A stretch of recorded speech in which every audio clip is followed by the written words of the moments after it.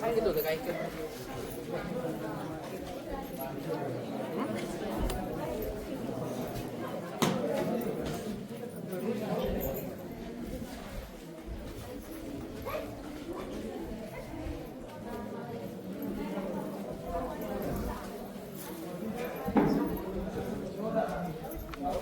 भगिनी सौभाग्यवती आशाताई बुचके यांचा या ठिकाणी आपल्या झापोडी गावच्या वतीनं सन्मान करत आहेत.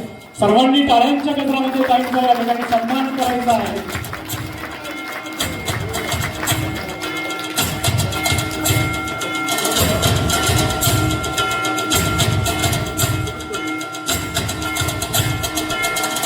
या ठिकाणी करायचे असेल तर या ठिकाणी समोर यायचं आहे. महिलांच्या वतीने जर कुणाला भावना व्यक्त करायची असेल तर त्यांनी या ठिकाणी यायचे.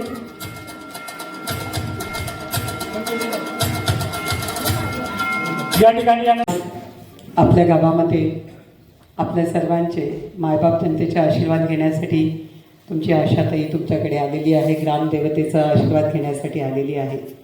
तुम्हाला ज्ञात आहे की होऊ घातलेली 2024ची निवडणूक अवघ्या काही दिवसावर आलेली आहे आणि अशा वेळेला निश्चितपणाने वेळ कमी आहे, पळायचं खूप आहे. 184 गावं आहेत. प्रत्येकाला वाटतं की ताईने आम्हाला येऊन भेटून जावं. किती शक्य आहे तेवढं पळायचं आहे. परंतु 3 वेळा पडणारी एक महिला चौथ्यांदा पुन्हा रणांगणात उभी आहे. पुणे जिल्ह्यातून 13 तालुक्यात एकाही पक्षाने एकाही महिलेला एबी फॉर्म दिला नाही, तिकीट दिली नाही. परंतु आशाताईला वाटलं की 3 वेळा मी आधीच पडली आहे, मला शब्द दिला गेला आणि तो शब्द पाळला गेला नाही आणि म्हणून महिलांचा सन्मान झाला पाहिजे. नाहीतर राजकारणात कुठल्या महिला येणार नाही.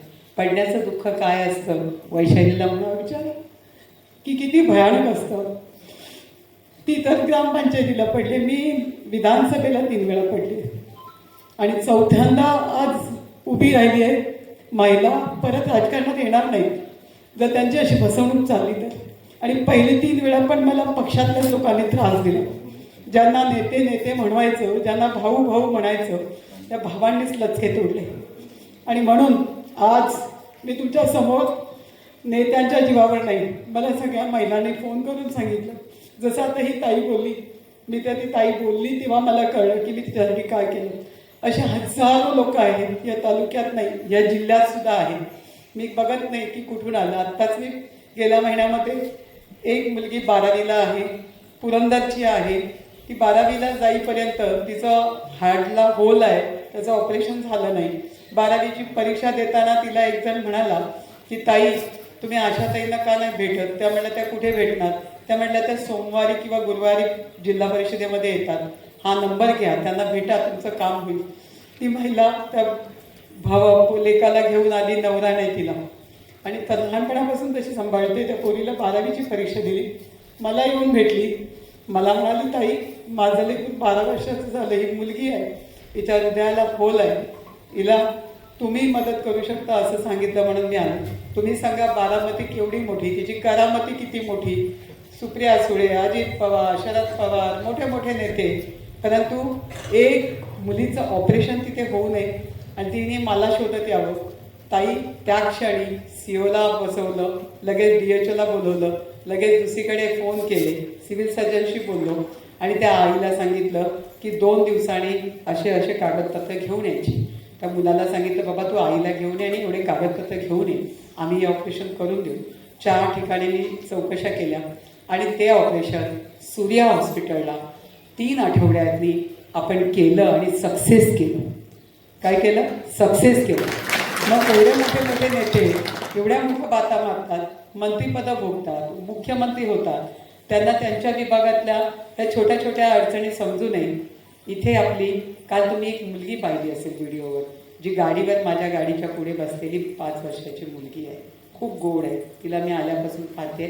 अशी गोरी गोरी सुंदर मुलगी, पण तिला कान नाही, दोन्ही कान जन्मापासून नाही, नुसते बोल, इकडे बोल आणि इकडे बोल.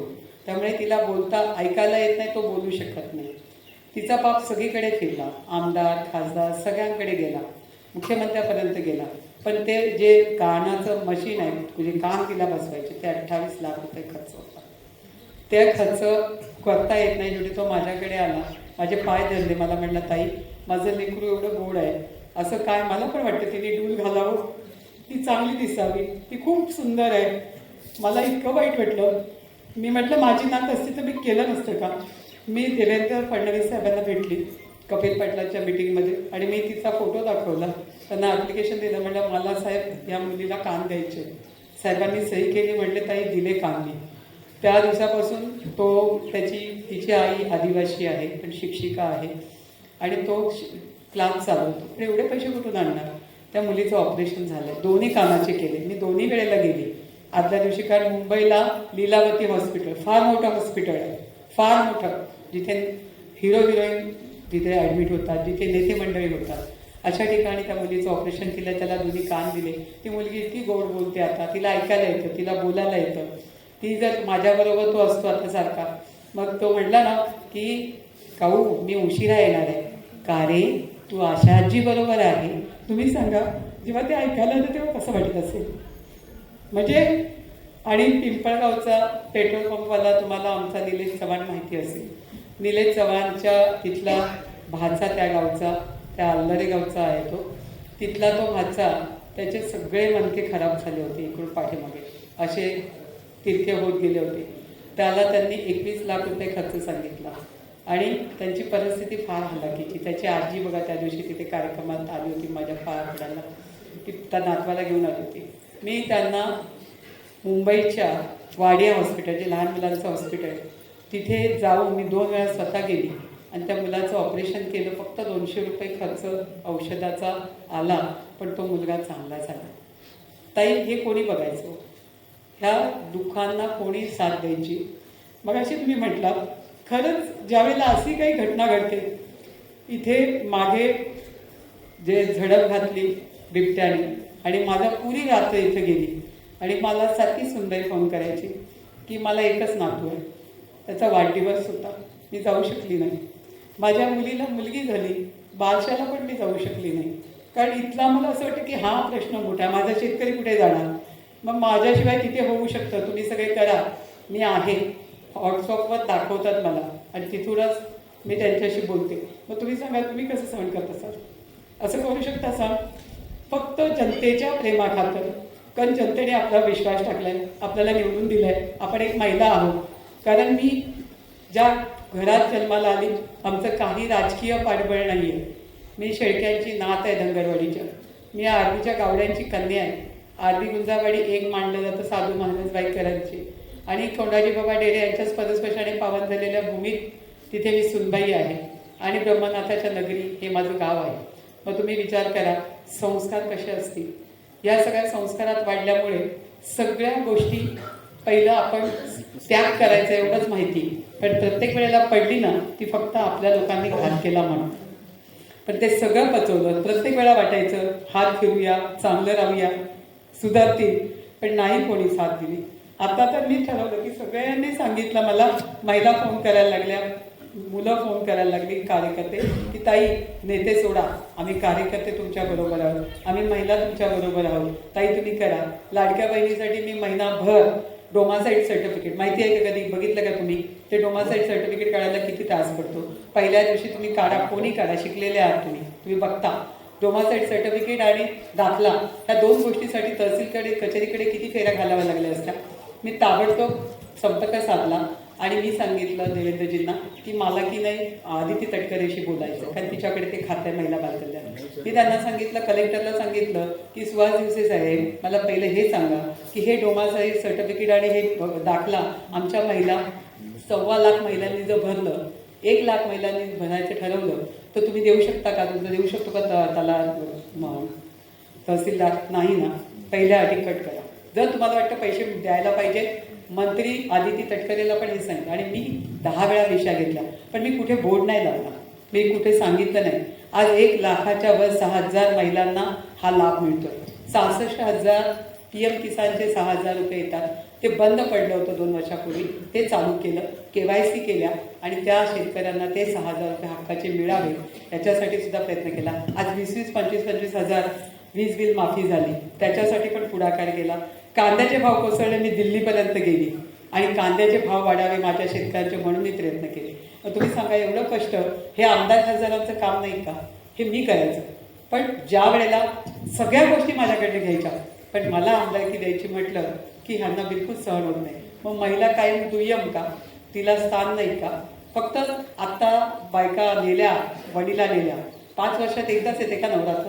आणि वडीला नेल्या तर मला काही महिला भेटल्या आळाफाट्याच्या आणि तिकडच्या, त्या मला स्वतःहून सांगायला आल्या की ताई, आम्ही त्यांच्या गाडीत बसलो, त्यांच्या गाडीत खाल्लं, त्यांचं खाल्लं, पण देवीजवळ गेल्या तर आम्ही तुमच्यासाठी ओटी भरली की आमची ताई आमदार होऊ दे. म्हणजे महिला एवढ्या प्रामाणिक असतात. त्यांनी मला स्वतःहून सांगितलं. मी जिद्दीला पेटली की नाही, जर आज मी फॉर्म मागे घेतला तर कुठलीही चांगली महिला उद्या काम करायला समाजकारणात येणार नाही. त्यामुळे मी फॉर्म भरलाय तुमच्या जीवावर, मी फॉर्म भरलाय माझ्या लाडक्या भावांच्या जीवावर. तुम्ही सगळ्यांनी, आशिष भाऊनी सांगितलं तेवढं जरी माझ्यासाठी केलं ना, मला एकदाच करा. मी परत परत करा म्हणून सांगायला येणार नाही. पुढच्या 5 वर्षांनी मी म्हणणार नाही का मला आमदार करा. पण आमदार कसा असावा, तो जनतेचा सेवक असावा, त्याने लोकांच्या अडीअडचणी सोडवाव्या, ही माझी अपेक्षा आहे. आणि ते कधी घडेल? ज्यावेळी तुम्ही वेळोवेळी बदल करा, ज्यावेळी तुम्ही वेळोवेळी चांगल्या माणसाला निवडून द्याल, तर आणि तरच आपल्याला न्याय मिळेल. अन्यथा आता कारखान्याचे पैसे बघा कसे उधळत आहेत आणि 200 रुपये भाव वाढ म्हटलं तर देत नाही. आणि आता स्वतःला उभं राहण्यासाठी 1200 कामगार बाहेर काढले आणि ते कामगारांचे पगार आपण मोजतो, आपला ऊस जातो, त्याच्यातून ते पैसे मिळतात आणि त्या पैशावर आता मस्ती चाललेली आहे. मग अशा लोकांना तुम्ही निवडून देणार का? मग तुम्ही विचार केला पाहिजे. बिबटाचं प्रकरण घ्यायचं, शरदने त्याच्यावर राजकारण करायचं, त्याच्यावर आंदोलन करायचं. आंदोलन नाही, उपोषण करायचं. ते उपोषण सोडायला मी दिल्लीत जायचं तिकडच्या मंत्र्यांकडे. अतुलनी बापाने 20 वर्ष लाल दिवा घेऊन फिरला, कृष्णापुरे होता, का नाही बरं? पुनर्वसनाची कामं झाली, कॅनलचे पैसे नाही मिळाले, चाऱ्यांचे पैसे नाही मिळाले, लोकांचं पुनर्वसन नीट झालं नाही, का नाही कोणी प्रश्न विचारत बरं? आता म्हणे पाणी देणार आहे म्हणून मागच्या 5 वर्षापूर्वी उभं राहिलं तेव्हा सगळ्या गावागावांमध्ये जाऊन झोपत होता, म्हणे आंदोलन करतोय पाणी आणायसाठी. 5 वर्ष आमदार होता, आलं पाणी?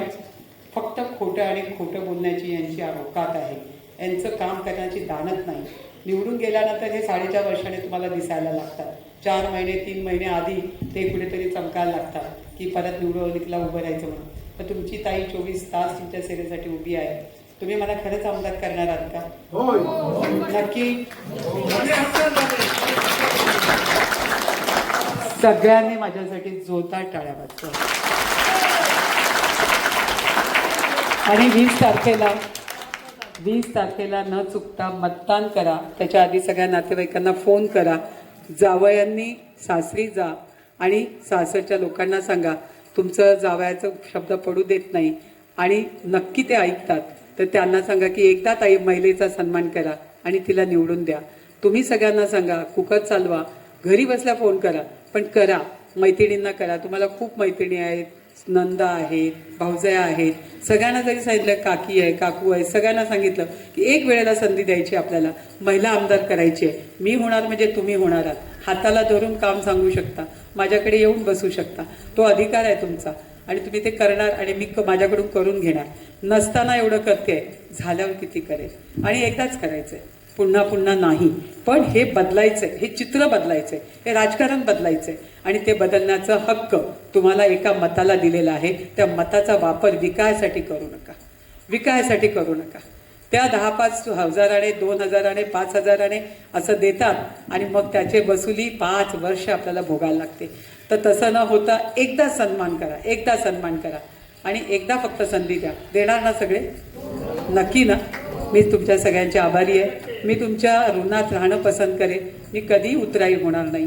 सदैव तुमचा सन्मान ठेवेल एवढंच या ठिकाणी सांगते आणि थांबते. जय हिंद, जय महाराष्ट्र, जय श्री. आशाताई बुचके आप आगे बढ़ो, आशाताई बुचके आप आगे बढ़ो. जय शिवाजी. धन्यवाद. चला.